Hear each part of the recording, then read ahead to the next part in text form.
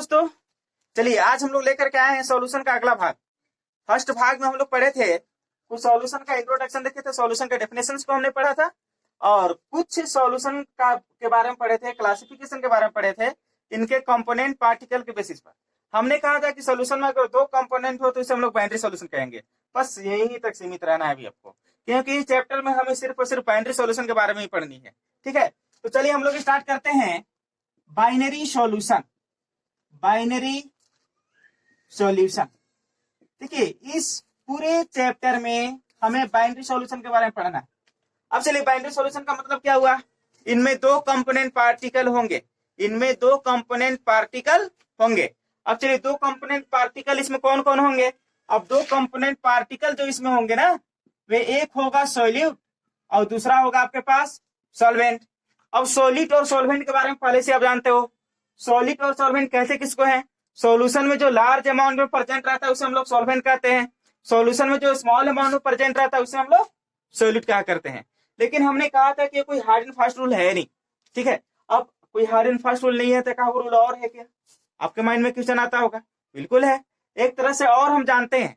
देखो, जो सॉल्यूशन बना है ना, तो सॉल्यूशन आपके पास सॉलिड और सॉल्वेंट दो चीजों के मिलने से ही बना है। चलिए आगे चलते हैं। अब जो आपके पास सॉलिड होगा या तो सॉल्वेंट होगा, सॉलिड या सॉल्वेंट, दोनों का कुछ ना कुछ फिजिकल स्टेट होगा। ठीक है, फिजिकल स्टेट बोले तो सॉलिड, लिक्विड और गैस। सॉलिड या सॉल्वेंट दोनों का कुछ ना कुछ अपना अपना फिजिकल स्टेट होगा। एक एग्जांपल के जरिए समझते हैं हम लोग। एक तो हम लोग कंटेनर ले लेते हैं, ठीक है, और इसको में पानी ले लेते हैं, वाटर ले लेते हैं।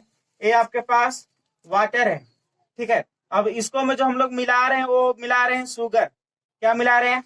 शुगर। अब वाटर और शुगर यानी कि पानी और चीनी को घोल करके हम अब शरबत बना देते हैं, एक प्रकार का सॉल्यूशन बना लेते हैं। अब चलिए समझने का प्रयास कीजिए। अभी हमें पता नहीं है कि कौन सॉलिड है और कौन सॉल्वेंट है। पहले आप ये क्लियर कर लीजिए कि जो वाटर है, वाटर का फिजिकल स्टेट क्या है? तो वाटर का फिजिकल स्टेट आपके पास क्या हो जाएगा? लिक्विड। ठीक है, जो शुगर बना, शुगर का फिजिकल स्टेट क्या है आपके पास? शुगर जो है, तो चीनी किस स्टेट में रहता है? सॉलिड में रहता है। किस स्टेट में रहता है? सॉलिड। चलिए आगे चलते हैं। अब इन दोनों को मिलाने पर जो आपके पास शरबत बना, जो आपके पास सॉल्यूशन बना, वो सॉल्यूशन किस स्टेट में होगा? तो जो सॉल्यूशन होगा ना, सॉल्यूशन आपके पास लिक्विड स्टेट में होता है। किस स्टेट में? लिक्विड स्टेट में। अब जरा आप बताओ, ये जो सॉल्यूशन है, ये जो सॉल्यूशन है, ये जो सॉल्यूशन का फिजिकल स्टेट है, इसके किस कंपोनेंट पार्टिकल के फिजिकल स्टेट के बराबर है? अब देखिए, सॉल्यूशन का फिजिकल स्टेट लिक्विड। अब इस सॉल्यूशन के किस कंपोनेंट पार्टिकल का फिजिकल स्टेट लिक्विड है? वाटर का। कहने का मतलब है कि वाटर यहाँ पे सॉल्वेंट है।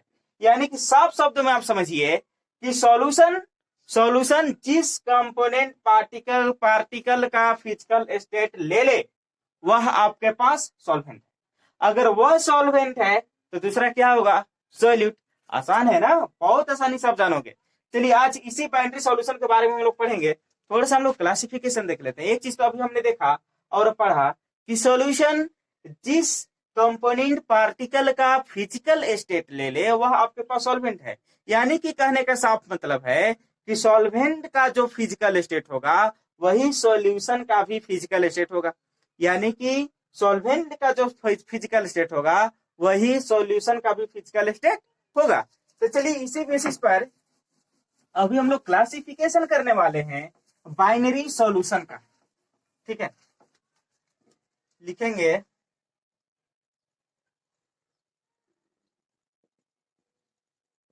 Classification of binary solution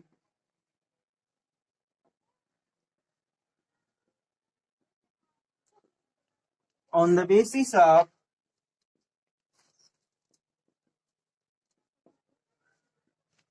physical state of solute and solvent. चलिए, classification of binary solution on the basis of physical state of solute and solvent. यानी कि सॉल्यूट और सॉल्वेंट के फिजिकल स्टेट के बेसिस पर बाइनरी सॉल्यूशन का हम लोग करने वाले हैं क्लासिफिकेशन। चलिए, एक चीज, आपके पास सॉल्यूशन है तो सॉलिड होगा और सॉल्वेंट का, इसी का फिजिकल स्टेट के बारे में चर्चा कर रहे हैं। एक तरफ ले लेते हैं सॉल्यूट, फिर ले लेंगे हम लोग सॉल्वेंट। अब देखिए सॉलिड और सॉल्वेंट डिटेक्ट करेगा कि सॉल्यूशन किस प्रकार का है, सॉल्यूशन किस प्रकार का है। यानी कि अगला जो हम लोग बनाएंगे types of solution, types of solution. और नेक्स्ट में हम लोग देखेंगे सबसे महत्वपूर्ण चीज, सबसे इंपॉर्टेंट एग्जाम्पल। ठीक है, चलिए अब इन्हीं सारी चीजों को आज हम लोग एक्सप्लेन करने वाले। देखिए सॉल्यूट सॉल्वेंट, अब इनका फिजिकल स्टेट की चर्चा हमें करनी है ना। हमने कहा है फिजिकल स्टेट बोलते हैं सॉलिड, लिक्विड और गैस, याद रखना हमेशा। हमने कहा है कि सॉल्वेंट का जो फिजिकल स्टेट होता है वही सॉल्यूशन का भी फिजिकल स्टेट होगा। यानी कि कहने का मतलब है कि सॉल्वेंट को अगर हमने सॉलिड रखा है, सॉल्वेंट अगर हमने सॉलिड रखा है तो टाइप्स ऑफ जो सॉल्यूशन मिलेगा, सॉल्यूशन का स्टेट मिलेगा वो भी सॉलिड में मिलेगा। समझिए अगर सॉल्वेंट को हम सॉलिड रखे हैं तो आपके पास सॉल्यूशन किस प्रकार का मिलेगा, सॉलिड सॉल्यूशन मिलेगा। ठीक है, अब देखो यहाँ पे जो सॉलिड है ना, सॉलिड तो आप सॉलिड भी ले सकते हो, लिक्विड भी ले सकते हो, गैस भी ले सकते हो, कोई दिक्कत नहीं है। इसलिए कि आपके पास टाइप्स ऑफ सॉल्यूशन डिपेंड किस पर कर रहा है, सॉल्वेंट पर। ठीक है, तो अगर सॉल्वेंट आपके पास सॉलिड है तो टाइप्स ऑफ सॉल्यूशन आपके पास क्या हो जाएगा, इसको बोलेंगे हम लोग सॉलिड सॉल्यूशन, सॉलिड सॉल्यूशन। चलिए आपके पास एग्जांपल क्या हो जाएंगे, जितने भी एलॉय हैं, जितने भी एलॉय हैं जिसे हिंदी में मिश्र धातु कहा करते हैं, सब के सब ब्रॉन्ज वगैरह जितने भी हैं सब के सब इसके एग्जांपल हो जाएंगे। यानी कि डायरेक्ट हम लोग लिख देते हैं मेटल एलॉय, मेटल एलॉय। ठीक है, बहुत अच्छा एग्जांपल है, इसलिए कि इनमें जो मेटल्स होते हैं सिर्फ सॉलिड सॉलिड मिलकर के एलॉय बनते हैं। चलिए आगे चलते हैं।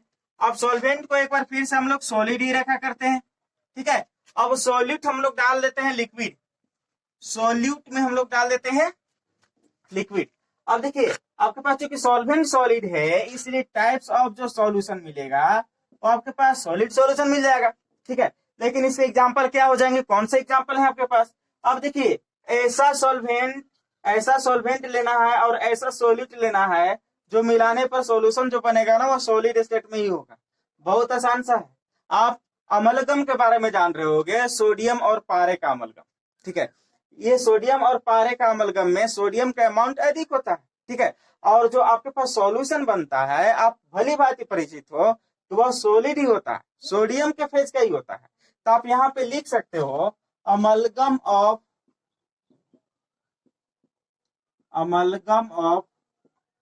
Sodium with Hg। ठीक है, इसके एग्जाम्पल हो जाएंगे।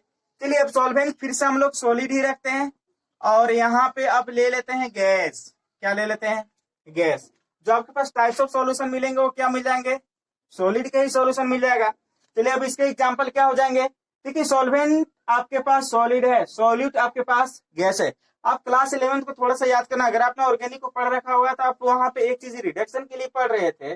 जब रिडक्शन पढ़ रहे थे तो H2PDPTNI लेकर के हम रिडक्शन कर रहे थे। ठीक है, अब चलिए आज उसी का हम लोग यहाँ पे बनाएंगे। हाइड्रोजन का PDPT या NI के साथ जो आपके पास सॉल्यूशन बनता है ना वह इसका एग्जाम्पल हो जाएंगे, क्योंकि वहां वो जो सॉल्यूशन का स्टेट होता है बिल्कुल सॉलिड होता है और आपको वही चाहिए। ठीक है, यानी कि आप कह सकते हो H2 विथ PD ले सकते हैं। ठीक है, हाइड्रोजन का PD के साथ आपके पास जो मिक्सर होगा वो एग्जाम्पल हो जाएगा। चलिए अब सॉल्वेंट आपके पास सॉलिड हो, 3 को ले लिए, सॉलिड आपके पास सॉलिड लिक्विड गैस हो गया। अब थोड़ा सॉल्वेंट को चेंज करते हैं, सॉल्वेंट अब ले लेते हैं हम लोग लिक्विड। ठीक है, अब सॉल्वेंट को लिक्विड ले लिए, अब आप सॉल्यूट में सॉलिड को ही रखते हैं, सॉल्यूट में सॉलिड को ही रखते हैं। बहुत आसान है, देखिए आसानी सब समझिएगा, कुछ भी नहीं है। यहाँ पे सॉल्वेंट तो लिक्विड है ना, तो टाइप्स ऑफ सॉल्यूशन क्या हो जाएगा आपके पास, लिक्विड सॉल्यूशन हो जाएगा। टाइप्स ऑफ सॉल्यूशन में लिक्विड सॉल्यूशन हो जाएगा आपके पास। अब चलिए इसके एग्जांपल क्या हो जाएंगे।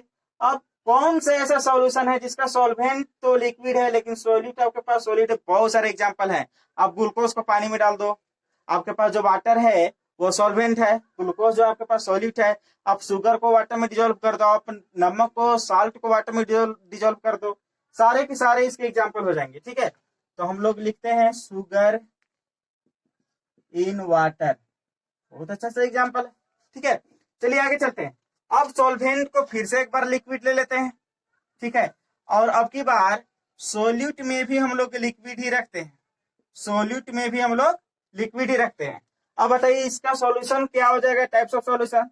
तो टाइप्स ऑफ सॉल्यूशन आप लोग भली भांति समझ गए होंगे कि लिक्विड सॉल्यूशन होगा, क्योंकि जो सॉल्वेंट का स्टेट होता है वही सॉल्यूशन का स्टेट होता है, टाइप्स ऑफ सॉल्यूशन भी वही होगा। चलिए आगे चलते हैं। लिक्विड में लिक्विड को मिला रहे हैं, लिक्विड में लिक्विड को मिला रहे हैं। चलो दूध के साथ पानी को मिला दो, अल्कोहल के साथ वाटर को मिला दो, ठीक है, ज्यादा लोग यही करते हैं। आगे चलते हैं और इसे एग्जाम्पल में देख लेते हैं, अल्कोहल और वाटर, यानी कि लिख लेते हैं अल्कोहल इन वाटर। ये सब चीज से आप भली भांति परिचित होंगे, इसलिए आगे चलते हैं। देखिए जो सॉल्वेंट है ना, इसको फिर से हम लोग रखते हैं लिक्विड को ही रखते हैं, ठीक है। अब की बार यहाँ पे जो आपके पास सॉल्यूट है ये चेंज करके गैस बना देते हैं। अब देखिए जो आपके पास टाइप्स ऑफ सॉल्यूशन बना वह तो आपके पास लिक्विड का ही सॉल्यूशन बन जाएगा, ठीक है। टाइप्स ऑफ सॉल्यूशन लिक्विड का ही बनेगा, क्यों? क्योंकि जो आपके पास सॉल्वेंट है वो लिक्विड है। चलिए अब देखो थोड़ा सा, सॉल्वेंट लिक्विड है, सॉल्वेंट लिक्विड है और सॉल्यूट आपके पास गैस है। टाइप्स ऑफ सॉल्यूशन किसका बना? लिक्विड का। बहुत अच्छा सा एग्जांपल है। अब गैस को ही ना आपको लिक्विड में मिलाना है। अच्छा सा एग्जांपल है एयर इन वाटर। जितने भी जलीय जीव हैं, जितने भी एक्वेटिक एनिमल हैं, जल में इसलिए जीवित रह पाते हैं क्योंकि वाटर में ऑक्सीजन डिजोल्व रहता है, ठीक है। वाटर में ऑक्सीजन डिजोल्व रहता है, तो उसका एग्जांपल यहाँ पे हम ले लेंगे। तो इसमें क्या हम लोग लिख लेंगे, air in water, air in water. चलिए ये आपके पास हो गए। अब देखो इसमें कुछ करना नहीं है, आपने आसानी से किया। जैसे सॉल्वेंट को यहाँ पे सॉलिड रखा, फिर सॉल्वेंट को आपने लिक्विड रखा, उसी तरह से अब सॉल्वेंट को हम लोग रखेंगे गैस, ठीक है। चलिए नेक्स्ट, चलिए अब नेक्स्ट में हम लोग करते क्या है, जो आपके पास सॉल्वेंट है ना, सॉल्वेंट को हम लोग गैस ले लेते हैं, सॉल्वेंट को गैस लेते हैं, क्योंकि सॉल्वेंट के रूप में हमने सॉलिड और लिक्विड तो ले लिया, अब गैस की बारी। गैस ले लेते हैं, सॉलिड रख लेते हैं हम लोग, सॉलिड, सॉलिड में सॉलिड रख लेते हैं। अब बताओ टाइप्स ऑफ सॉल्यूशन क्या हो जाएगा, तो जो टाइप्स ऑफ सॉल्यूशन हो जाएगा वो गैस सॉल्यूशन हो जाएगा, ठीक है, गैस सॉल्यूशन हो जाएगा। अब चलिए इसके एग्जांपल क्या हो जाएगा, अब कौन सा ऐसा सॉल्यूशन है जिसका सॉल्वेंट गैस है और सॉल्यूट इसमें सॉलिड है? ध्यान से देखिएगा, सॉल्यूट आपके पास सॉलिड है और सॉल्वेंट के रूप में क्या है आपके पास, गैस है। आप बहुत ही अच्छा इसके एग्जांपल ले सकते हो, जैसे कि कैम्फर। आपने देखा होगा जो कपूर होता है ना, वह एयर में मिक्स हो जाता है, ठीक है। अब थोड़ा सा हीट करो, एयर में मिक्स हो जाता है। अब वो जब एयर में मिक्स हो जाता है तो वहां पे जो कपूर है, जो कैम्फर है, वह स्वाभाविक सी बात है कि आपके पास सॉलिड स्टेट में होगा, और जो आपके पास एयर है वो गैस स्टेट में है। तो जो आपके पास वहां पे मिक्सचर बना ना, मिक्सचर बना, वो आपके पास गैस सॉल्यूशन बना। तो गैस सॉल्यूशन बना तो उसमें सॉलिड क्या है, सॉलिड है ना, और आपके पास सॉल्वेंट क्या है, एयर, गैस है। तो आपके पास एग्जांपल बहुत अच्छा हो जाएगा। आप लिख सकते हो camphor in air, camphor in air. चलिए आगे देखते हैं, सॉल्वेंट को फिर से हम लोग ले लेते हैं गैस, ठीक है, और सोल्यूट को आपके बार ले लेते हैं लिक्विड, सोल्यूट का ले लेते हैं लिक्विड। देखो ये भी आपके पास गैस सॉल्यूशन हो जाएगा, सॉल्यूशन गैस का बन जाएगा। आगे चलते हैं, इसके एग्जांपल क्या हो जाएंगे, तो इसके एग्जांपल देखो, लिक्विड है जो कि गैस में डिजोल्व है, लिक्विड है जो कि गैस में आप इसको डिजोल्व कर रहे हैं। आप क्लोरोफॉर्म के बारे में जानते होंगे। क्लोरोफॉर्म जो होता है ना, वो नाइट्रोजन के साथ होमोजीनियस मिक्सचर बनाता है, आराम से रहता है। क्लोरोफॉर्म है क्या चीज, वह एक प्रकार का लिक्विड है। अब नाइट्रोजन गैस है क्या चीज आपके पास, वो तो गैस है ना, नाइट्रोजन। तो चलिए नाइट्रोजन आपके पास गैस है जो कि सॉल्वेंट है, ठीक है, और आपके पास क्लोरोफॉर्म लिक्विड है जो कि सॉल्यूट है, तो उसका एग्जाम्पल हो जाएगा। तो हम लोग यहाँ पे लिख देते हैं क्लोरोफॉर्म, क्लोरोफॉर्म इन N2 नाइट्रोजन गैस। चलिए आगे चलते हैं, फिर सॉल्वेंट के रूप में हम लोग गैस को ही रखते हैं, सॉल्वेंट के रूप में गैस को ही रख लेते हैं, और सॉल्यूट के रूप में भी गैस को ही रख लेते हैं। अब बताओ जो सॉल्यूशन बनेगा कैसा सॉल्यूशन बन जाएगा, गैसीय सॉल्यूशन बन जाएगा। चलिए इसके एग्जांपल क्या हो जाएंगे, एयर ले लो, एकदम आसान सा है। एयर जो आपके पास है वो बहुत सारे गैस का ही मिक्सचर है, तो इसके आसान से एग्जाम्पल है। चलिए आगे चलते हैं। चलिए हमने सॉल्यूशन के बारे में, बाइंडरी सॉल्यूशन के बारे में देखा कि सॉल्यूट सॉल्वेंट में डिजोल्व रहा था। चलिए आगे चलते हैं, थोड़ा सा देखते हैं। जैसे कि आप एक गिलास शरबत बना लो, चीनी वाला। अब चलिए इसमें आपने किया क्या है, वाटर में शुगर को डिजोल्व किया है, वाटर में शुगर को डिजोल्व किया है। यहाँ पे आपके पास है क्या चीज, sugar plus water, sugar plus water. अब इस सॉल्यूशन के बारे में थोड़ा सा देखो, अगर आपने शुगर को कम डाला है तो मीठा कम लगेगा, अगर आपने शुगर ज्यादा डाला है तो मीठा ज्यादा लगेगा। यानी कि जो सॉल्यूशन है डिपेंड किस पर कर रहा है, शुगर पर। सॉल्यूशन का स्ट्रेंथ कि सॉल्यूशन कितना मीठा लगेगा ये डिपेंड किस पर कर रहा है, आपके पास शुगर पर। ठीक है, अब शुगर है क्या चीज, सोल्यूट। यानी कि जो सॉल्यूशन का स्ट्रेंथ है ना वह सोल्यूट पर डिपेंड करता है जनरली। अब चलिए आगे चलते हैं, थोड़ा समझने का प्रयास करते हैं। इस स्ट्रेंथ को मेजर हम लोग कैसे करेंगे, हम कैसे जानेंगे कि कौन सा सॉल्यूशन कैसा है, उसमें कितना सोल्यूट डिजोल्व है, कितना सोलवेंट डिजोल्व है, इन चीज के बारे में हम लोग कैसे जानेंगे। तीन सारी चीजों को जानने के लिए आपके पास आते हैं कंसंट्रेशन टर्म।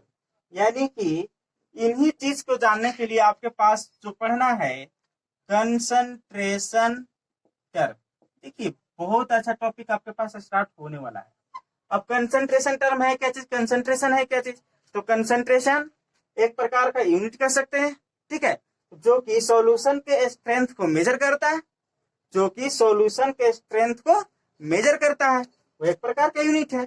अब चलिए कंसंट्रेशन टर्म जो सॉल्यूशन में देखे गए हैं आपके पास दो तरह के, कितने तरह के, दो तरह के। कौन कौन से, एक है आपके पास वॉल्यूम रिलेटेड, वॉल्यूम रिलेटेड हो गया, और एक जो है आपके पास मास रिलेटेड, मास रिलेटेड। अब देखिए वॉल्यूम रिलेटेड और मास रिलेटेड में हमने क्यों बांटा इसके बारे में थोड़ा सा समझ लो। कुछ ऐसे हैं जो कि वॉल्यूम रिलेटेड होते हैं। वॉल्यूम रिलेटेड बोले तो वॉल्यूम है तो टेम्परेचर के साथ चेंज करेगा, क्योंकि वॉल्यूम, अगर वॉल्यूम को देखोगे ना तो टेम्परेचर बढ़ाते तो वॉल्यूम आपका बढ़ता है, टेम्परेचर आप घटाते तो वॉल्यूम आपका घटता है। अब सिंपल सी फंडा, चलो देखो, यानी कि यह टेम्परेचर पर डिपेंडेंट होगा, इसको हम कह सकते हैं टेम्परेचर डिपेंडेंट। ठीक है, अब ये जो मास है बताओ, मास, वो मास जो है टेम्परेचर बढ़ाने घटाने से कुछ होगा क्या, नहीं। टेम्परेचर के साथ मास कभी भी चेंज नहीं करता है, तो इसको हम लोग क्या कह सकते हैं, टेम्परेचर इंडिपेंडेंट। ठीक है, अब आपके पास दो हो गए, एक आपके पास हो गया वॉल्यूम रिलेटेड, दूसरा मास रिलेटेड। जो वॉल्यूम रिलेटेड होंगे वो आपके पास टेम्परेचर पर डिपेंड करेंगे, जो आपके पास मास रिलेटेड होंगे वो टेम्परेचर पर डिपेंड नहीं करेंगे। चलिए आगे चलते हैं, थोड़ा समझने का प्रयास करना है, एकदम आसान सा कंसेप्ट है इसका। अब देखो आपके पास एग्जाम में कभी कभी क्वेश्चन आता है ना, कहता है कि इनमें कौन सा कंसंट्रेशन टर्म टेम्परेचर के साथ चेंज करेगा, तो इसमें जो आएगा वो टेम्परेचर के साथ चेंज करेगा। ठीक है, इसमें जो आएगा वो टेम्परेचर के साथ चेंज नहीं करेगा, एकदम सिंपल सा बात। अब इसमें कौन कौन से आएंगे, इसमें पहला जो आता है वो आता है वॉल्यूम परसेंटेज, वॉल्यूम परसेंटेज। ठीक है, अब इसको हम लोग परसेंटेज V बाई V से मेजर करते हैं। दूसरा आपके पास क्या आता है, दूसरा आपके पास आता है mass by volume percentage, mass by volume percentage. इसको हम लोग कैसे डिनोट करते हैं, परसेंटेज W बाई V कर सकते हैं, मास के लिए वेट W हमने रख दिया है। ठीक है, अब तीसरा जो आपके पास है, देखिए आपने एक पढ़ा है वॉल्यूम परसेंटेज, ठीक है, सेकेंड नंबर में आपने देखा है मास बाय वॉल्यूम परसेंटेज। देखो ये सब ऐसे हैं ना जो कि आपके पास टेम्परेचर के साथ चेंज होंगे, जो कि टेम्परेचर के साथ चेंज होंगे। ठीक है, नेक्स्ट है आपके पास मोलारिटी, याद रखना मोलारिटी आपने क्लास 11th में पढ़ रखा है। और नेक्स्ट आपके पास जो फोर्थ नंबर का है इसमें वो आ जाएगा आपके पास नॉर्मालिटी, नॉर्मालिटी। चलिए ये हो गया, चलो आगे चलते हैं, थोड़ा समझने का प्रयास करो। इसमें मास रिलेटेड में क्या हो जाएगा, मास रिलेटेड में हम लोग फर्स्ट चलते हैं। इसमें फर्स्ट कौन सा हो जाएगा, इसमें फर्स्ट हो जाएगा आपके पास मास परसेंटेज, मास परसेंटेज। ठीक है, अब इसको परसेंटेज W बाई W कह करके पुकारा करते हैं। सेकेंड जो आपके पास होता है, देखो इसमें भी आपके पास 4 मिलेंगे।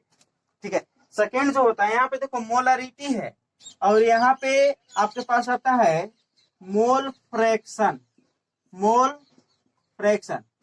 थर्ड में हम लोग इसमें लिखेंगे मोलालिटी, मोलालिटी। ये सब आपके पास टेम्परेचर पर डिपेंड होने वाले नहीं है।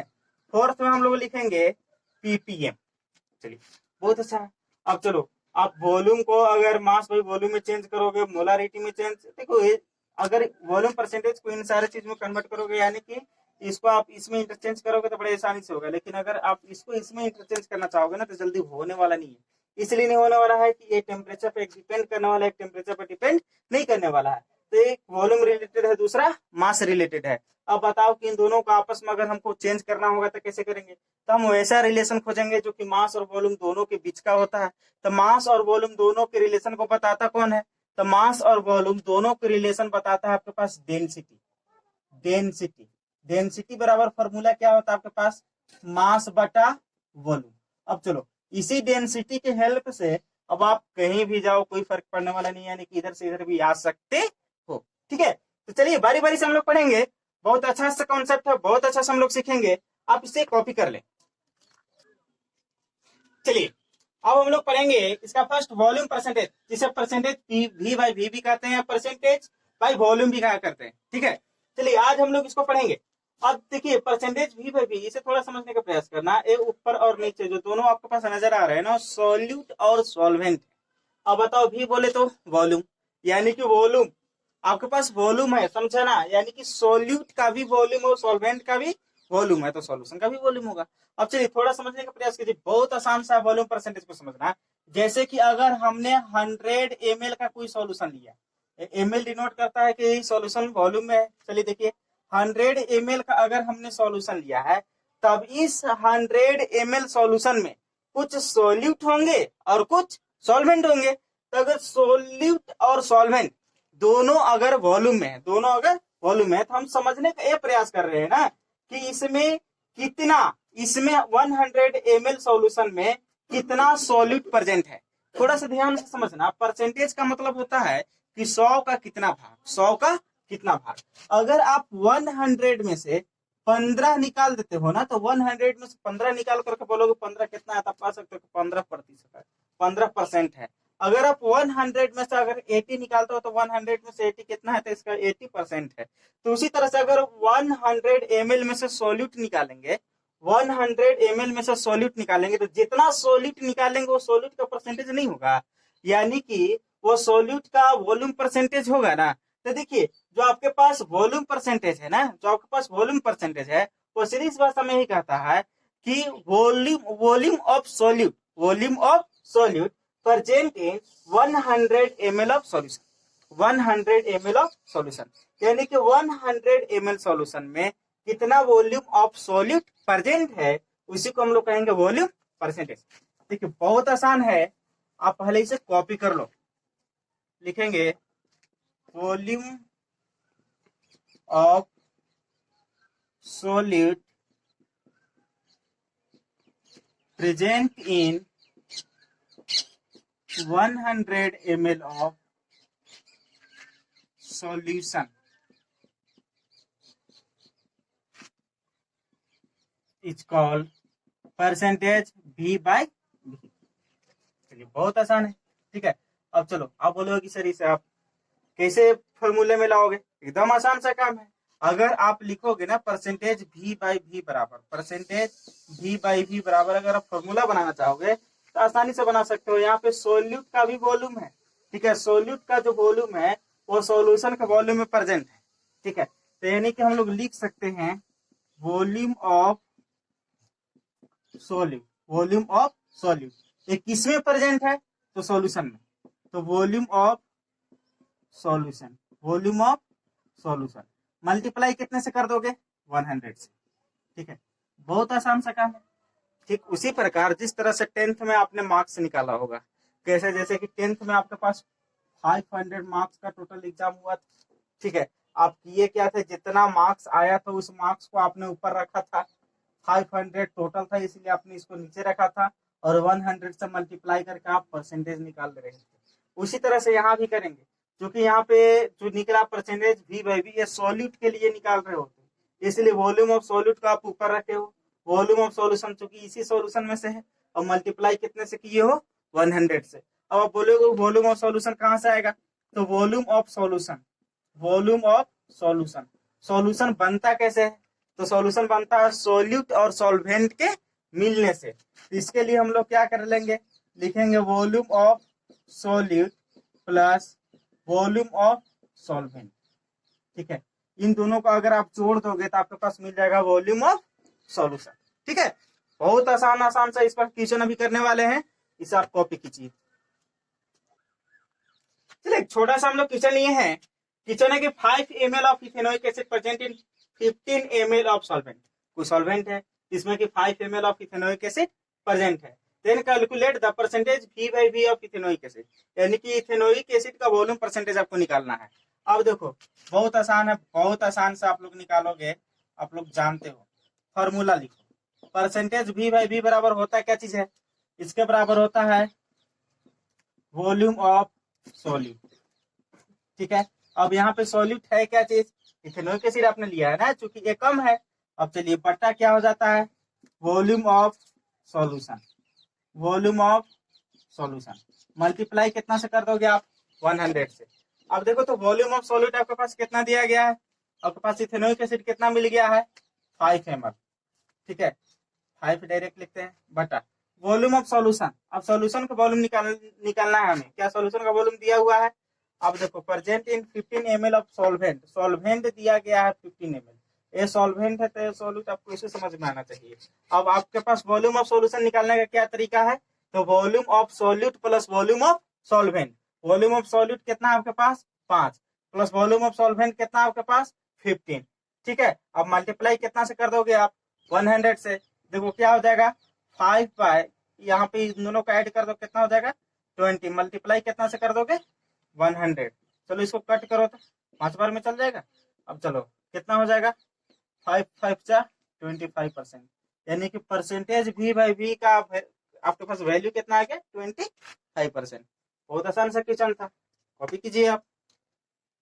चलिए नेक्स्ट क्वेश्चन आपके पास है, how many ml of ethanol should be added in 200 ml of water.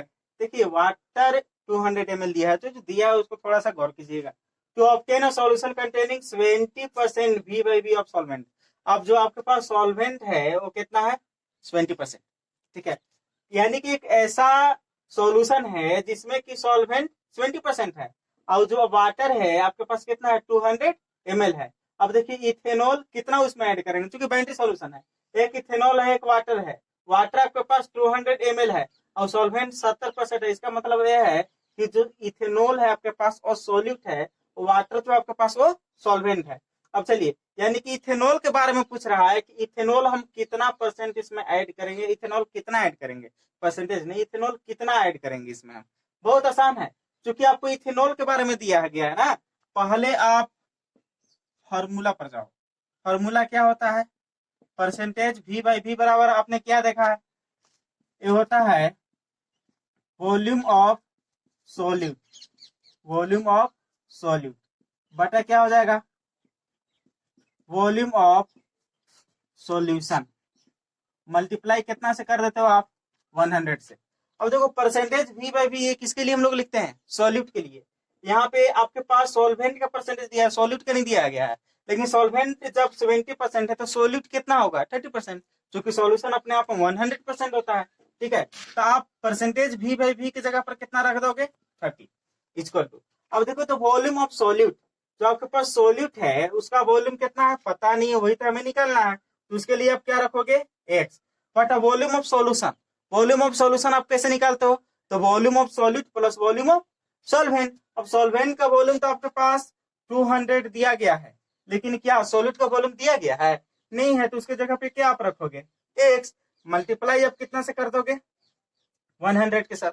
चलो इसको आप सॉल्व कर दो, आपका आंसर आपके हाथ में है, कुछ नहीं करना है। देखो थोड़ा सा देखो, ये इधर जाएगा तो लड्डू से लड्डू गायब हो जाएगा। ठीक है, अब आप x को 10 से मल्टीप्लाई कर दोगे 10x हो जाएगा, इसको इधर मल्टीप्लाई कर दो तो क्या हो जाएगा 10x इक्वल टू, इधर जाएगा तो 3x प्लस 3 से 200 में मल्टीप्लाई करोगे 600। ठीक है, अब चलो इसको आप क्या कर दोगे 10x minus 3x equal to 600 आप लिख सकते हो, आसान है। चलिए यहाँ पे कितना हो गया आपके पास 7x इक्वल टू 600। अब x बराबर क्या आ जाएगा आपके पास 600 बटा 7। कट करो, आप डिवाइड को जानते होगे, कितना बार में जाएगा आपके पास, ये चल जाएगा 7×8 = 56, यानी कि 8 4 0 7 5 35 5 .50 7 7 3 4, कितना गया x बराबर कितना आ गया 85.7। एक की चीज में आ जाएगा, ml में आ जाएगा, ठीक है, क्योंकि सॉल्वेंट भी आपके पास ml में है। तो आपके पास ए हो गया आंसर। देखो क्वेश्चन इस तरह के आपके पास आएंगे, बहुत आसान क्वेश्चन होते हैं, बहुत आसानी तरह से आपसे बनेंगे भी। चलिए आगे, चलिए आपके लिए एक होमवर्क हम दे दे रहे हैं, आप घर पे कीजिए, बना करके देखिएगा। क्वेश्चन है, how many ml of HNO3 should be added in 300 ml of water to obtain a solution containing 60% VAV of solvent। उसी जैसा है, थोड़ा सा बना करके आप देखिएगा और कमेंट में इसका आंसर आप रिप्लाई दे दीजिएगा। चलिए आज इतना ही, और इसी के साथ नेक्स्ट वीडियो का आप इंतजार कीजिए, और नेक्स्ट वीडियो में पूरी कोशिश करेंगे, कंसंट्रेशन टर्म कुछ हद तक हम लोग क्लियर करेंगे। बहुत अच्छा टॉपिक है, बहुत आसानी समझ में आएगा, आपका रियल टॉपिक यहीं से स्टार्ट हो रहा है। बहुत अच्छा न्यूमेरिकल हम लोग करेंगे, और बहुत अच्छा टाइप का न्यूमेरिकल करेंगे, एंट्रेंस एग्जामिनेशन का न्यूमेरिकल हम लोग करेंगे। आप वीडियो को देखते रहिए, लाइक एंड सब्सक्राइब करते रहिए, और अगर आप पिछला वीडियो नहीं देखे होंगे तो जरूर एक बार देखिए। धन्यवाद।